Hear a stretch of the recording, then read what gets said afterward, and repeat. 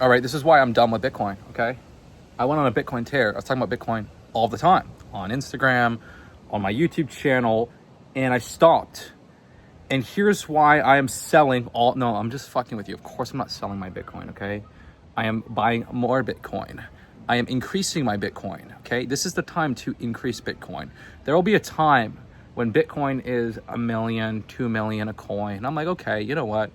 I can sell a little bit and put that into my lifestyle. Or I can just go to the bank and borrow against my assets, which I'm already doing. So or in Canada, I can actually do a security-backed loan at 4.5% interest against my position. And I can go and buy more Bitcoin, which is what I'm doing. And it's actually kind of a beautiful arbitrage, because if you own a company and you build wealth inside your company, if you were going to move money personally, you have to sell position, right? Which means you incur tax. And then you're moving money from your business, which is at a lower tax rate, to personal, there's additional tax. So it's very hard as a business owner. It becomes very expensive to move money over to yourself personally, especially if you live in Canada, not like a more tax-friendly place like Florida, okay? So I can actually go use my investments, AKA my Bitcoin position on my business, and then go borrow money personal, skip any sort of tax, and pay 4.5% interest on a Bitcoin that's compounding at a very, very high rate. So anyone that has a business, this is the most genius play if you have balls. And again, with borrowing money, I like to just be very, very careful. Leverage can destroy you, but if you use it intelligently, strategically, it can accelerate your results.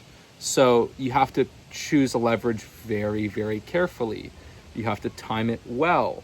You don't really have to time it well. You could time it poorly, and over the time you'll be okay, as long as you can handle, as long as you don't take on massive leverage. So I like a little bit of leverage, right? A little bit of leverage can be very, very useful. But what's the point of this video? Because I have sort of digressed into a different direction. The point of this video is that people want to hear me talk about Bitcoin. And I agree. Fucking Bitcoin is amazing. But, in fat loss, I made a video, one of my most effective or powerful videos, where fitness should not be your primary goal, right? Fitness should not be your primary goal. When you make it your primary goal, it takes up the most amount of your mental space. Time moves slower. The fat loss journey moves like a snail's pace. Losing 10 pounds or 20 pounds of fat, just everything moves so slowly because it's dominating your thinking. Bitcoin is the same way. I believe Bitcoin's going to do very, very, very well these next 5 to 10 years. But some people want Bitcoin to skip the 5 to 10 year journey and be at $1 million fast. $1 million next year or 2 years. And so some people have unrealistic expectations. And when they're watching Bitcoin daily, it creates stress. It creates a stress response. When you're looking at it every day, you get hyper reactive and things move very, very slowly.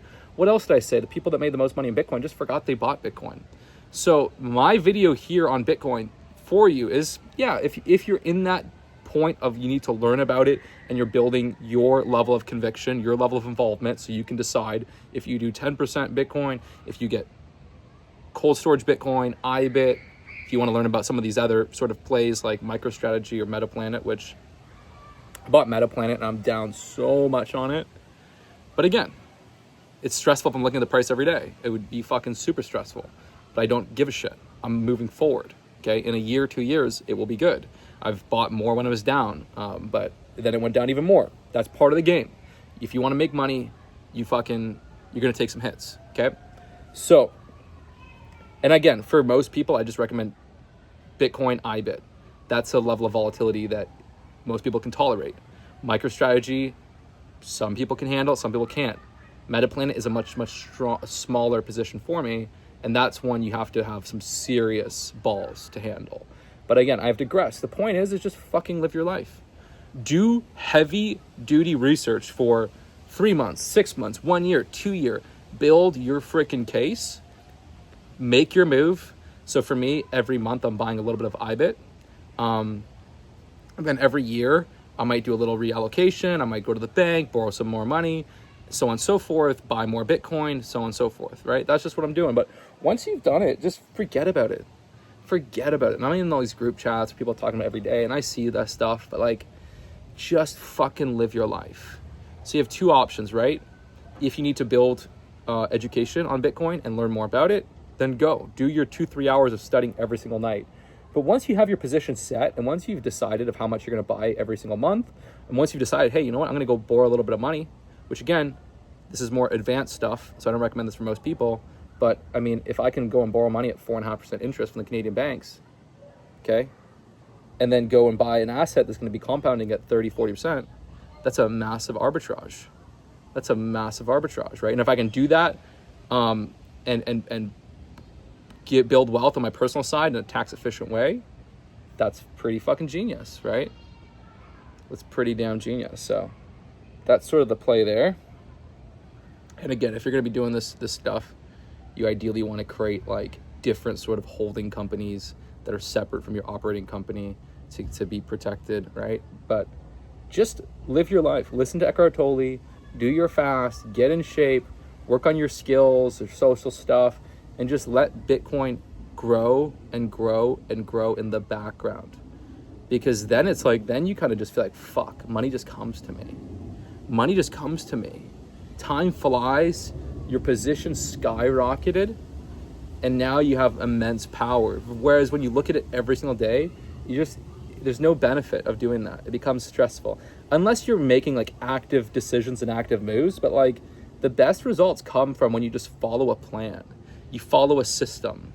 On the 15th of every month, assuming it's a weekday, or if it's a weekend and you're just buying Bitcoin, you can do it the 15th of every month, I'm buying some Bitcoin. Or I'm buying 80% Bitcoin, 20% MicroStrategy, which I do like MicroStrategy. And I know that people are like getting upset. Oh, MicroStrategy is not, it's down, or it's not as high as it should be. It's because you're zooming in too close. You got to zoom out. Zoom out. Look at MicroStrategy over the last 3 years. Fucking nuts. So that's it. Just live your fucking life. I'll probably still do some more videos on Bitcoin, but it's almost a spiritual video on Bitcoin. Just fucking live your life. In 5 or 10 years, Bitcoin will be at 1 million. Okay? There's a famous quote. Most people overestimate what can be done in 1 year and underestimate what can be done in 10 years. In 1 year, is Bitcoin going to 1 million? I don't think so. No. Right? Now, in 1 year, could Bitcoin go to 250K, 300K? Yeah, right?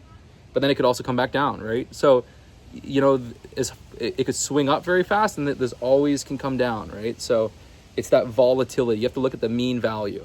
Is the mean value increasing, right? So just live your life, put blinders on, stick to some simple rules, buy more Bitcoin, and then stop talking about it.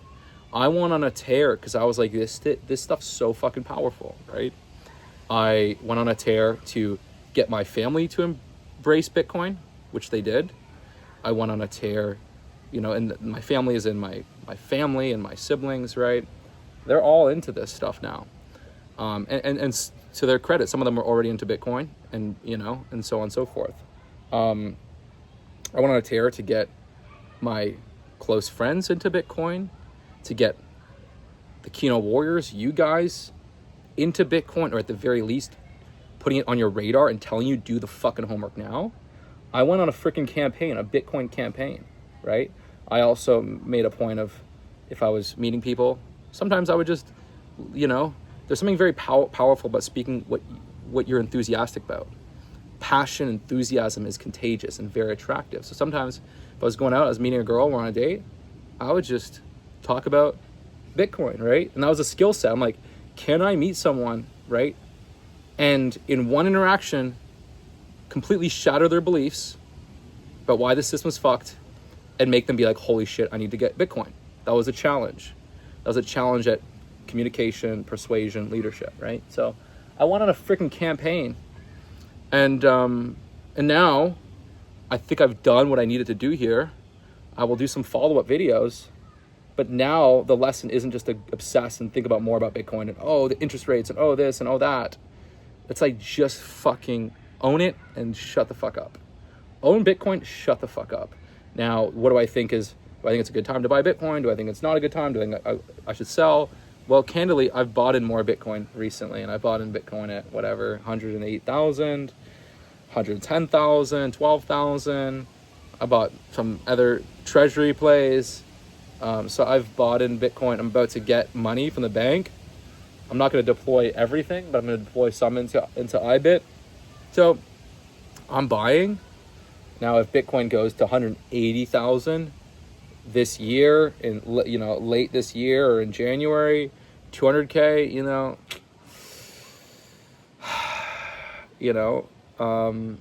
then I might have a different answer for you, right? I have a different answer, because the reality is Bitcoin is very, very volatile. You got to look at the mean price. If Bitcoin shoots up to 250K, yeah, it can come back down to 120, right? So, and it's painful if you're buying at the top and then you're hitting that drawdown. So what cures this is just buying every month. You do well if you buy every month, right? But if you're doing a big smash buy, then you got to be a little bit mindful. But right now, in the grand scheme of things, in 5-10 years, buying at 120, 150 will be a fucking massive bargain. You'll be wishing, oh, I wish I could buy Bitcoin at 150 grand. I wish. So you don't really need to overthink these things.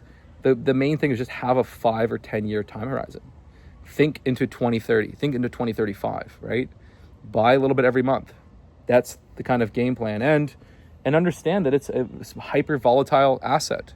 Or it was hyper volatile, now it has strong volatility, right? It's got 30-40% volatility. It could have a 50% correction, right? You have to understand these things. I kind of look at the power law. I like the power law, which power law states that Bitcoin's going to 1 million in 5 or 10 years, and likely 10 million in 10 or 20 years. And the power law is very fun to look at, or very useful in a long time horizon, but in a short time horizon, it's not that useful, right?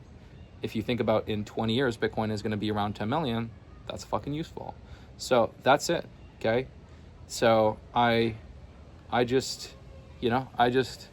overthink this stuff. I just live my life.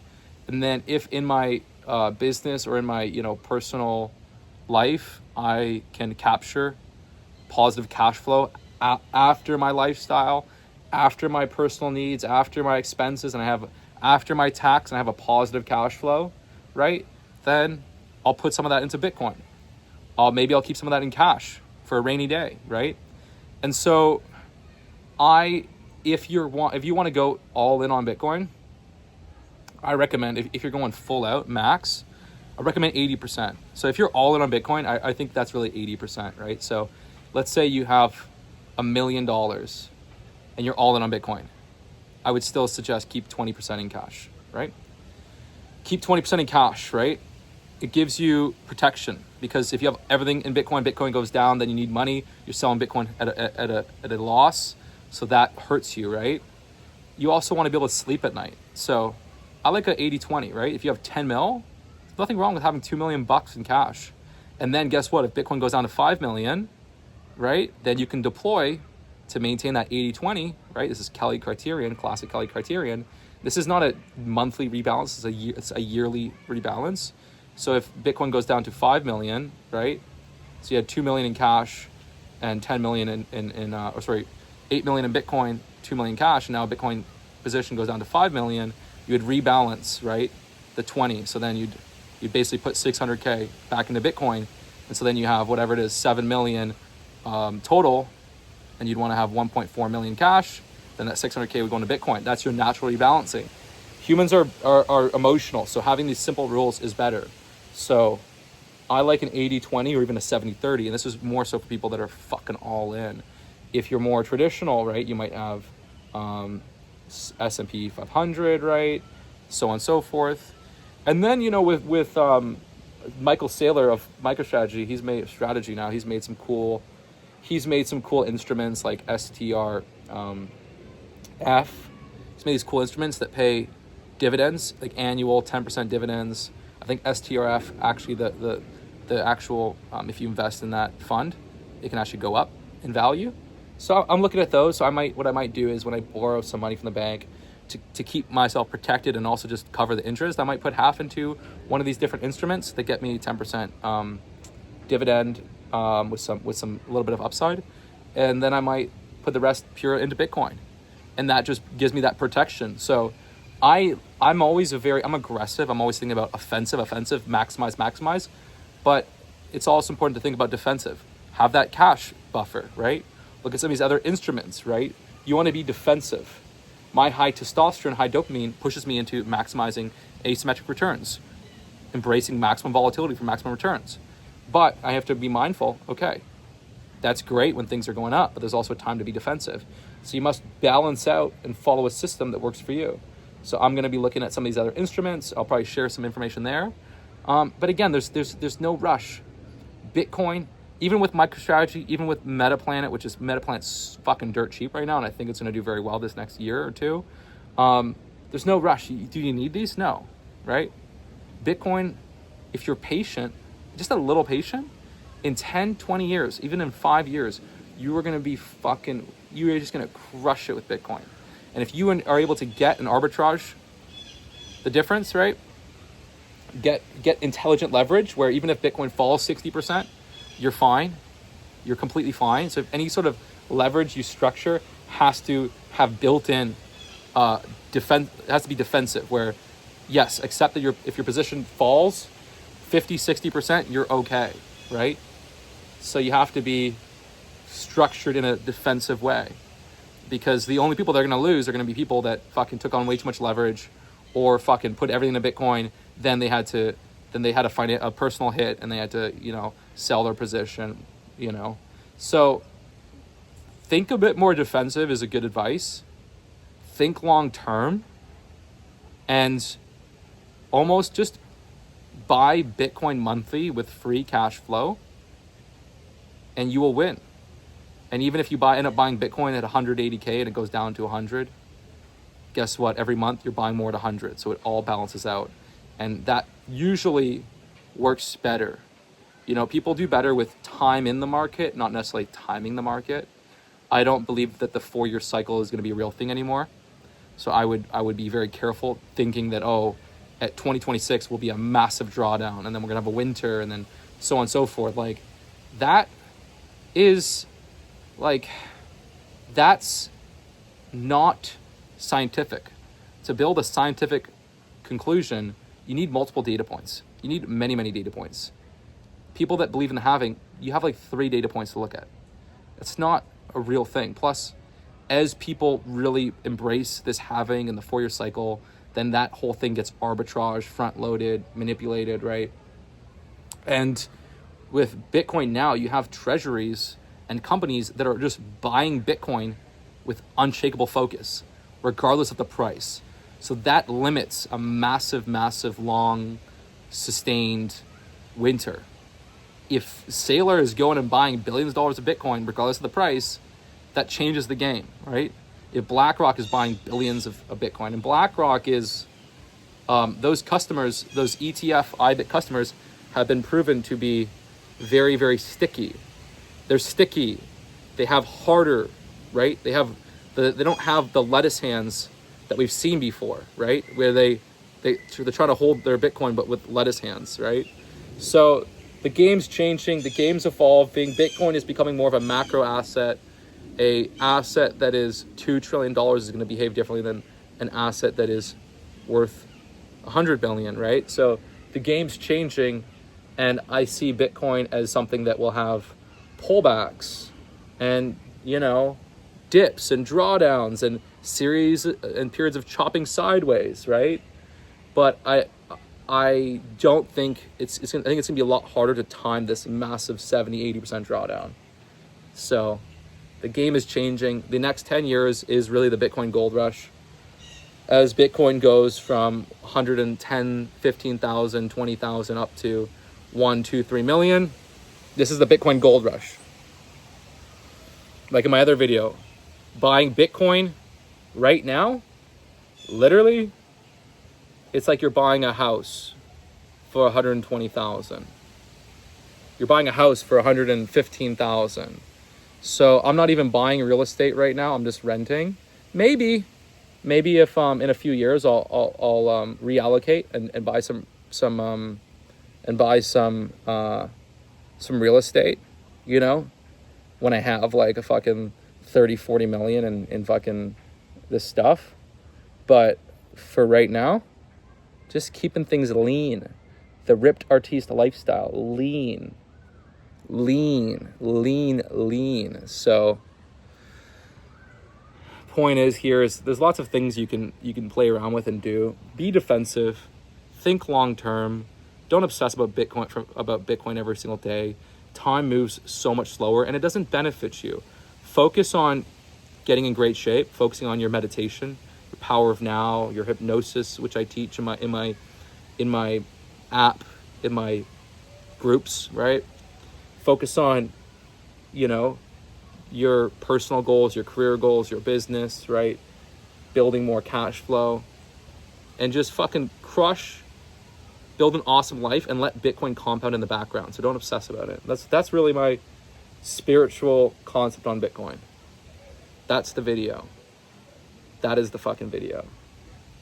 And some of these cool treasury plays like MicroStrategy and MetaPlanet, you got to be a little more careful because they're so volatile. If that MNAV expands and you buy at a high MNAV, right? It can be painful, right? So Bitcoin is definitely like more something where, you can just fucking close your eyes and buy Bitcoin. Fucking close your eyes and buy Bitcoin and you'll be okay, right? You'll be okay. Yeah, there'll be a big drawdown, but don't worry. You'll come back up. And then, looking at stuff like MicroStrategy, MetaPlanet, they're powerful, right? They produce a Bitcoin yield per share, which improves your compounding rate, right? They arbitrage, they go and run these different instruments and arbitrage the difference. So they apply leverage. And so over a long time scale, you'll probably make more with MicroStrategy, right? And Bitcoin, MicroStrategy and MetaPlanet. But you gotta be careful at buying those, right? And it's more stressful. So if you're like, oh, I don't like this volatility, right? Just buy Bitcoin or treat it like your compound moves, right? Bitcoin's your compound press, and then, MetaPlanet and MicroStrategy is a little bit of isolation work, which is always what I've really said and pushed on. But again, like there'll be a time when you see MicroStrategy fucking rip like crazy and MetaPlanet rip, right? So it's more volatile to the up and the down. But that's it. Just fucking be present. Create your rules of the game you stick to, right? Is it an 80-20 and you rebalance every year, right? And of that 80%, is it a mix of just pure Bitcoin? Are you doing Bitcoin, IBIT, MSTR, so on and so forth? Keep Bitcoin, IBIT the lion's majority. Do you want to look at some of these other instruments that create a dividend? And that can help if you're doing strategic leverage to pay off the interest and create more safety, more defensiveness. But that's it, okay? I will do some more educational strategic videos on this, but again, I remain clear. Do not obsess about Bitcoin. Get obsessed with improving your life and let Bitcoin compound massively. And because the more you obsess and think about Bitcoin every single day, the more you slow down time. So do your massive Bitcoin campaign and then just shut the fuck up. And that's my little lesson. And if you want to skyrocket free tea, boost energy, blood flow, mood, Mojo Stack's fucking awesome. Everyone should already be on the Mojo Stack. This is like my top supplement stack, the Mojo fucking stack. You get your free tea up, you feel fucking driven, free from hesitation. It's easier to fucking take action. When you have a setback, you can handle it. Mojo fucking turns your lettuce hands into fucking ironclad steel hands. You have amazing blood flow. You have fucking incredible sex. Men with higher T outperform men with low T in the dating market. They crush, regardless of looks, even physique. When your testosterone's higher, you're more competitive, you're more driven, you're more action-oriented. So men with higher T are more competitive. And I'm not even saying that increasing T naturally helps you gain way more muscle. It's really subtle. It helps you gain more muscle if it helps you train hard, push hard, right? Make effort feel good. But the real driver of having higher T is biological. It's behavioral. And so for most men, you're already fucking low. Your T is at fucking 450 when it should be 650, 700. Your free T is fucking shit when it should be high teens. This should be corrected naturally. And then you fucking get some fucking cojones and balls to go buy Bitcoin, to go create the dating life or the girlfriend you want. Go get the girlfriend you want. Take the action, right? Life's always gonna have setbacks. You're always gonna get hit. You're always gonna get fucking hit. The point is can you fucking get hit and get back on the horse fast? But the guy that gets hit and then it's wallowing in it and, oh, this shouldn't be this way. Oh, fucking your T's low, dude. Your T's fucking low, okay? If I get hit, and I've been hit hard, and I've experienced, I've experienced real fucking financial hits. Yeah, it stings like a fucking shit, but you get back in the ring. And that's where you win, right? And you learn the right lesson, not the wrong lesson. You strip away emotion. What's the real lesson? Most people, their learning is blunted. Their learning is clouded in negative emotion. And that negative emotion, right, removes their ability to think clearly, to look at the chessboard logically, not through emotion, not through fear. Fear blinds the real true lesson. So be hyper logical, hyper defensive, right? You see, there's this quote that Eckhart Tolle says. This is from A New Earth. He tells the story of this king who was massively affected by emotion. When things were amazing, right? He would be over the moon. His confidence would skyrocket, right? He'd be cocky. Things are always going to be good. Always going to be good, right? And he would lean into that. And when things fell apart and things were down, he would be in despair. We're screwed. It's always going to be bad. Why is this happening to me? And he'd be going through this whirlwind of highs and lows. Imagine yourself seeing Bitcoin skyrocket 3x. We saw Bitcoin go from 16K all the way up to 120, right? And it's probably going to go up even more, of course. But then you'll have those periods where things go down, right? And so this is what Eckhart Tolle, or in the story of New Earth, he goes and seeks out advice from the spiritual monk. And the spiritual monk takes a few months or weeks, and he comes back with this ring, which has inscribed, "This too will pass." And he says, whenever life is going wrong, when things are going bad, tap this ring and say, "This too will pass." And whenever things are going amazing, and you're over the moon, and Bitcoin is fucking ripping, and you see more money in your account than ever before, and you naturally are feeling all this excess greed, right? Tap this ring, this too will pass. So the power law has a massive range, right? Where Bitcoin could be at 60K or it could be at 300K or whatever it is. It's a massive range that it can play in at any given time period, right? So the power law is very accurate over time. But so again, you must tap the ring. This too will pass. And so when you see Bitcoin go up, this too will pass. When you see Bitcoin go down, this too will pass. And you become centered on the mean value. And this is how you win with Bitcoin. This too will pass. This too will pass. And so don't get overly hubris when things are skyrocketing, and don't turn into Mr. Lettuce Hands when things are down. And when you do this, you become centered, and Bitcoin becomes a spiritual practice where you too must become that monk. You must become the king with the ring that says this too will pass. And this is a sign of powerful leadership. If Bitcoin has a massive crash or MicroStrategy is down and someone's freaking out MicroStrategy, this too will pass. I'm buying more. I'm buying more. And when things are skyrocketing, right, and massive, and peak mania is at its peak, and everyone's like flooding in, right, this too will pass. And if Bitcoin becomes 95% of my net worth, okay, let me trim a little bit and follow the Kelly criterion and rebalance and have that cash, because again, money's a tool. Bitcoin's a tool. All of this is a tool. Don't let the tool control you. Don't let the tool control you, right? All of this is a tool to unlock the ripped artiste lifestyle. Don't take on more risk for no benefit, right? And that's my video for you. This too will pass. And Bitcoin will continue to skyrocket and compound at 30, 40%. And eventually it will decelerate, which is why it is a power law. It doesn't just go up exponentially forever. The compounding rate of Bitcoin will decelerate, and it will decelerate to 30%, 25%, right? So Bitcoin, but that is fucking incredible, right? That is fucking incredible. If your Bitcoin compounds at 40%, and then after time, 35, 30%. And then at that point, you've built so much wealth that a compounding at 20%, even 15%, 15% is a doubling every 5 years, is massive. If Bitcoin decelerates to 15%, right?